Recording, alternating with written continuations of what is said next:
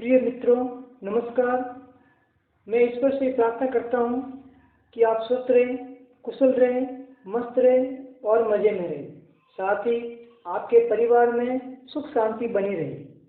प्रिय मित्रों, आज मैं जो वीडियो लेकर आया हूँ, इस वीडियो में आज हम जातक की कुंडली के चतुर्थ भाव के स्वामी चतुर्थ तेज पर विचार करेंगे कि चतुर्थ भाव का जो स्वामी है, चतुर्थ भाव के जो स्वामी है सुकेश्वर है। चतुर्थ भाव को सुख भाव भी कहा गया है, तो सुख भाव के जो स्वामी है सुकेश या चतुर्थेश, वो जातक की कुंडली के द्वादश भाव में किस प्रकार का फल प्रदान करते हैं, इस पर आज चर्चा करेंगे। वीडियो शुरू करने से पहले आपसे विनम्र निवेदन है कि आप हमारे चैनल को सब्सक्राइब करें, वीडियो को लाइक और कमेंट करें ताकि हमारा मनोबल और बढ़ता रहे। मित्रों, वीडियो शुरू करते हैं। बात करते हैं कुंडली के चतुर्थ भाव के स्वामी की।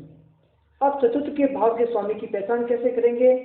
तो आपकी कुंडली के या किसी जातक की कुंडली के चतुर्थ भाव में जो राशि बैठी है, जो गिनती लिखी हुई है, उस गिनती के जो स्वामी है, उदाहरण के तौर पर जो मैंने वीडियो में कुंडली ली है, उसमें चतुर्थ भाव के जो स्वामी है वो चंद्रमा है, क्योंकि चतुर्थ भाव में जो राशि बैठी है वो कर्क राशि है और कर्क राशि के जो स्वामी होते हैं वो चंद्रमा होते हैं।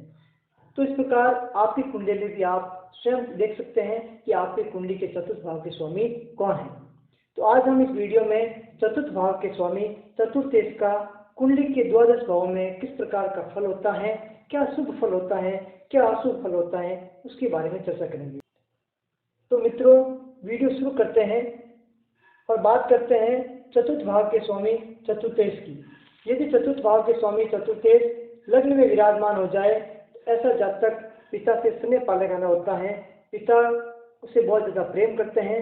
ऐसे जातक को अपने पिता से प्रसिद्धि मिलती है, अपने पिता का नाम मिलता है, यानी कि जो भी काम करेगा उसके पिता के नाम से पीछे उसका काम रुकेगा नहीं।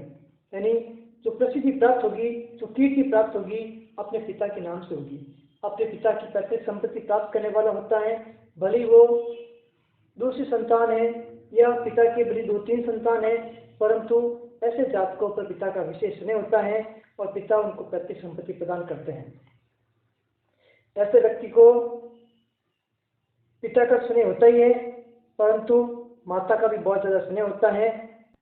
ऐसे व्यक्ति विद्वान होते हैं, बुद्धिमान होते हैं, परंतु कई बार भीड़ में या सभा में ये व्यक्ति मौन रहते हैं, ये इनकी विशेषता होती है।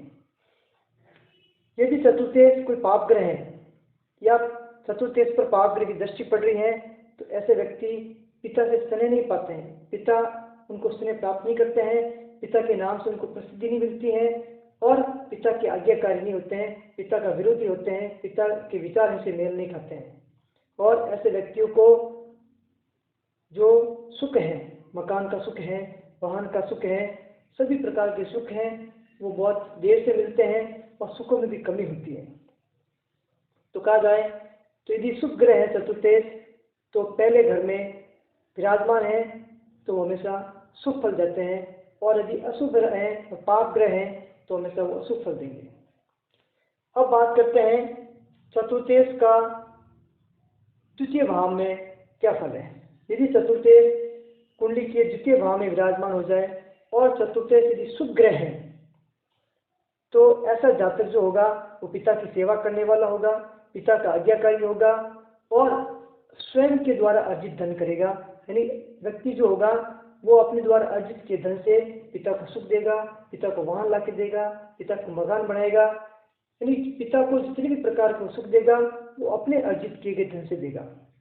ऐसा व्यक्ति पराक्रमी होता है, साहसी होता है, अपने खुद के बलबूते से धन कमाता है, अपने दम पर धन कमाता है। ऐसे व्यक्ति को कुटुंब का भी बहुत सुख मिलता है, परिवारजनों का भी बहुत सुख मिलता है।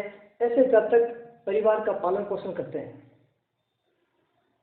यदि चतुर्थेश पाप ग्रह है और यदि पाप ग्रह की दृष्टि पड़ रही है इस पर, तो ऐसे व्यक्ति को पिता का सुख भी कम मिलता है और ऐसे व्यक्ति अपने पिता के द्वारा सिंचित धन का भी हानि करते हैं और अपने धन की भी हानि करते हैं।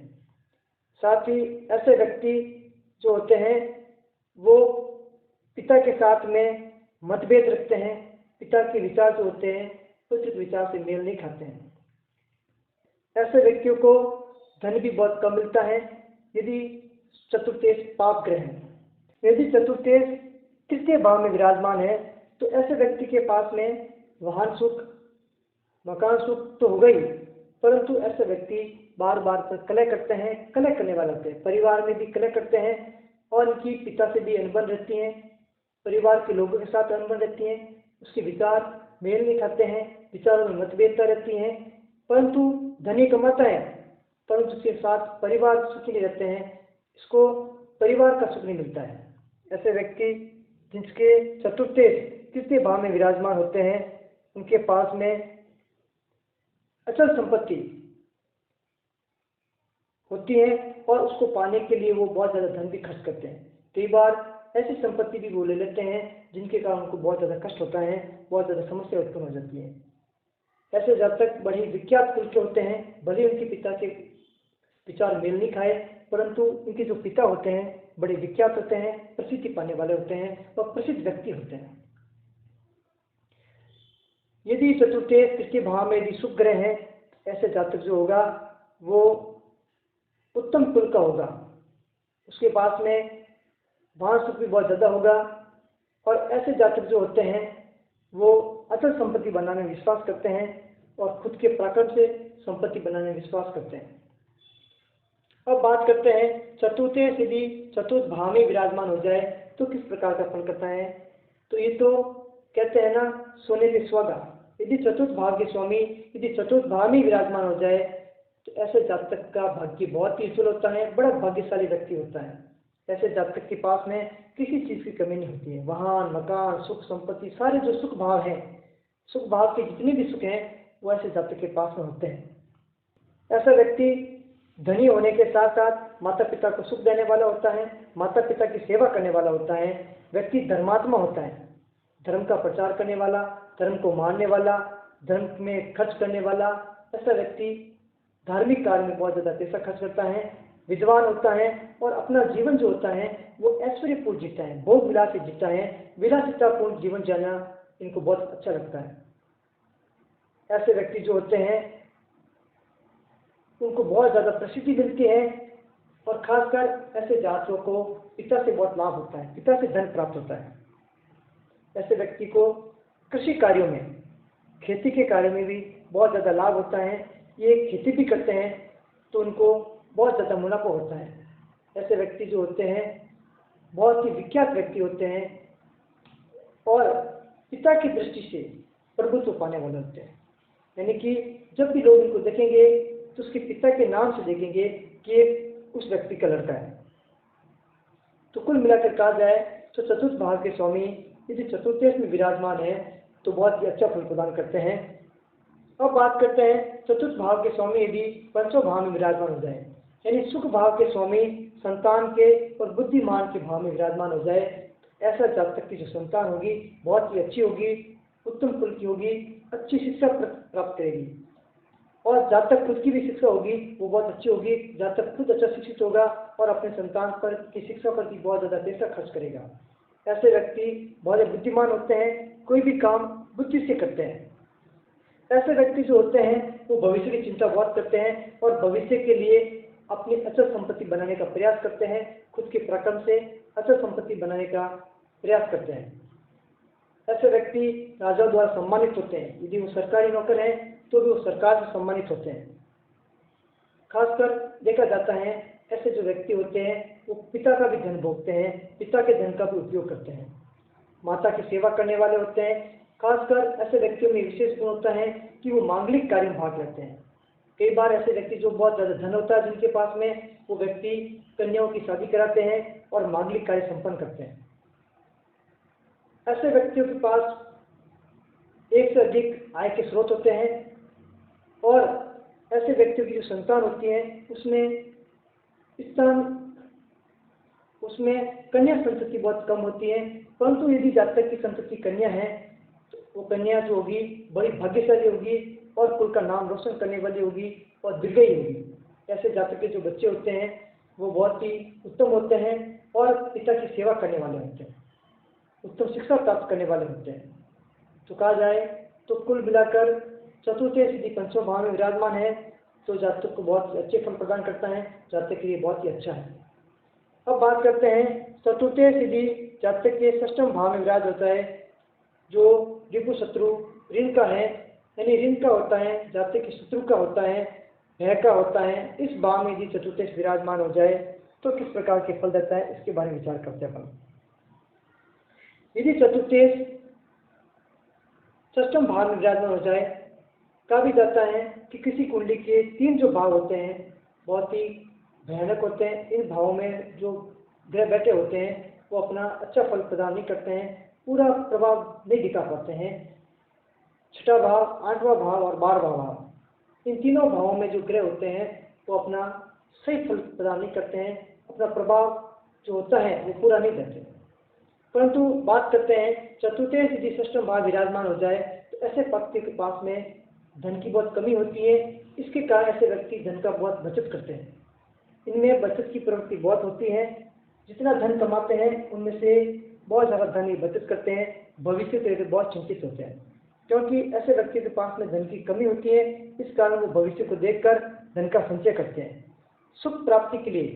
देखो इसमें क्या हो रहा है कि जो सुख का भाव है वो भय के भाव आ गया, शत्रु के भाव आया। इसका मतलब यहाँ सुख भाव में कमी होगी, शत्रु हावी हो रहे हैं।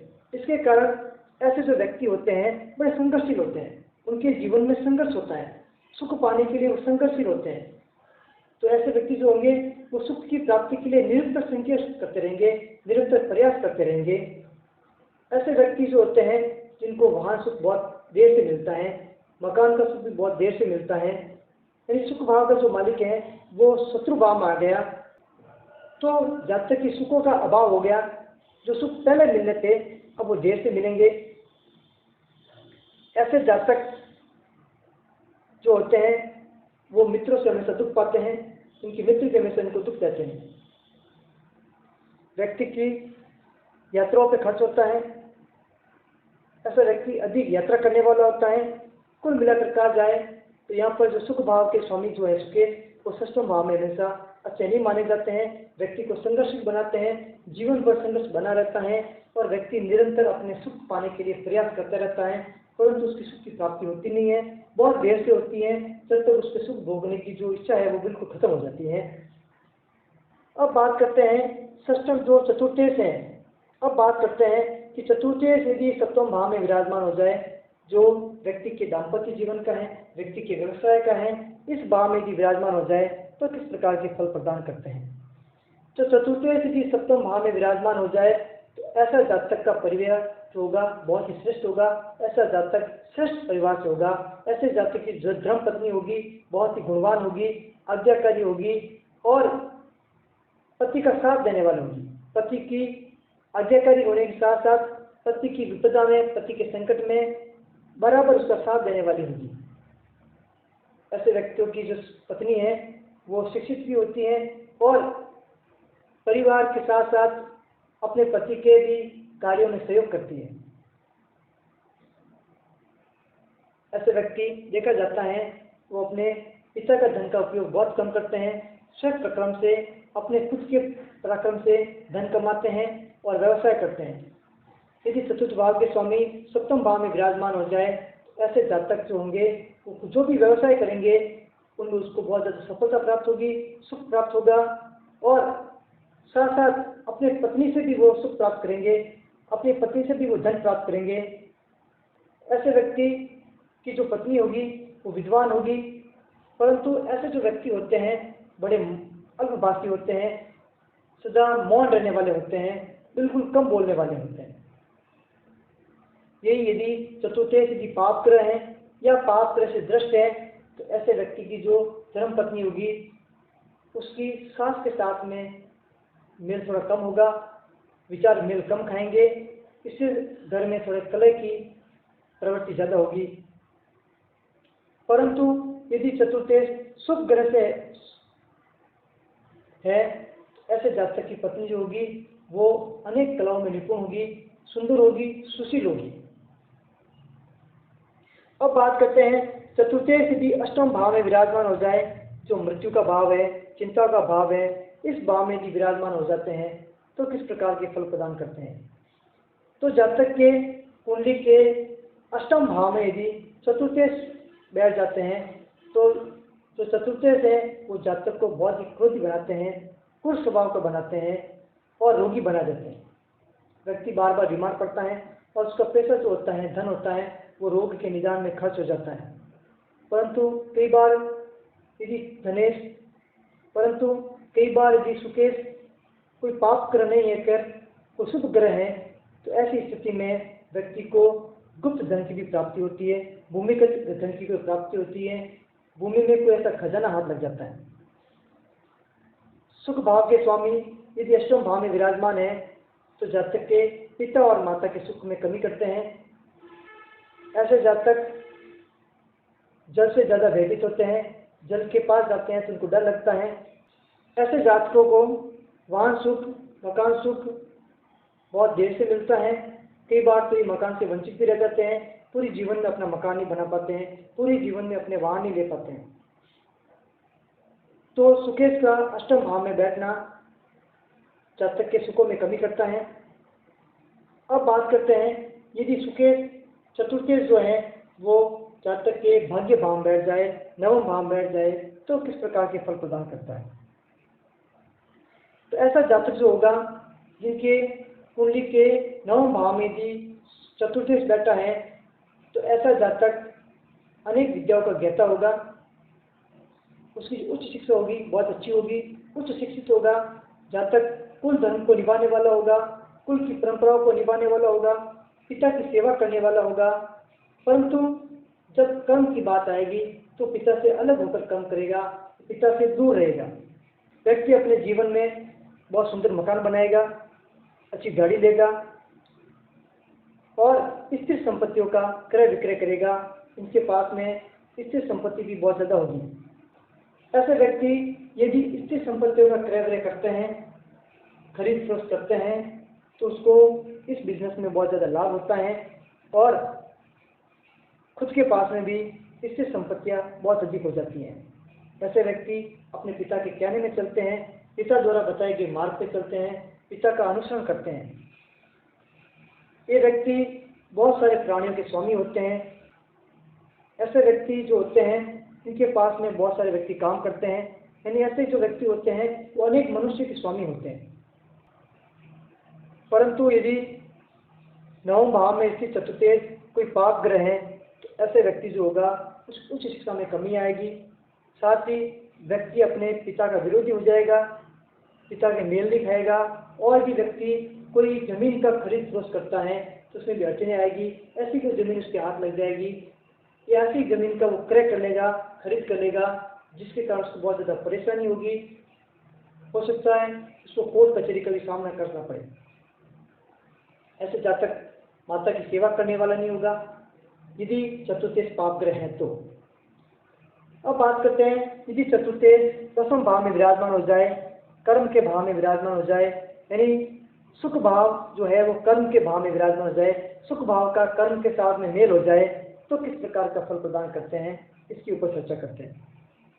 तो जातक की कुंडली के चतुर्थेश कर्म भाव में विराजमान हो जाए, 10वें भाव में विराजमान हो जाए, ऐसा व्यक्ति जो होता है वो राज्य के द्वारा, राजा के द्वारा सम्मानित होता है। राजा उसका सम्मान करते हैं, सरकार उसका सम्मान करती है।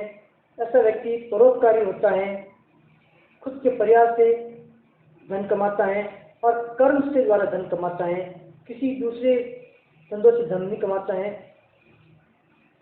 ये व्यक्ति ईमानदारी से कमाए गए धन पर विश्वास करते हैं, ईमानदारी से कमाए गए सुख पर विश्वास करते हैं, किसी प्रकार के गलत कार्य से धन नहीं कमाते हैं। ऐसे व्यक्ति जो होते हैं वो पिता भक्त होते हैं, पिता की सेवा करने वाले होते हैं। ऐसे व्यक्तियों में एक विशेष गुण होता है कि ये व्यक्ति क्षमाशील होते हैं, क्षमा करने वाले होते हैं। कैसे भी गलती कर ले अगला उसको क्षमा करते हैं। ऐसे व्यक्तियों में राजयोग बहुत ही ज़्यादा संभावना होती है। ऐसे व्यक्ति राजा के सेवक होते हैं, सरकारी नौकरी में भी ऐसे व्यक्ति जाते हैं।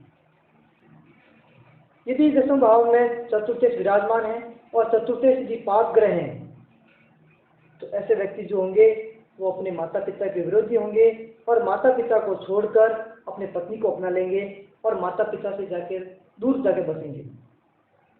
ऐसा जातक स्वयं अपनी माता का कई बार त्याग कर लेते हैं और अपनी पुत्री से विशेष स्नेह करते हैं।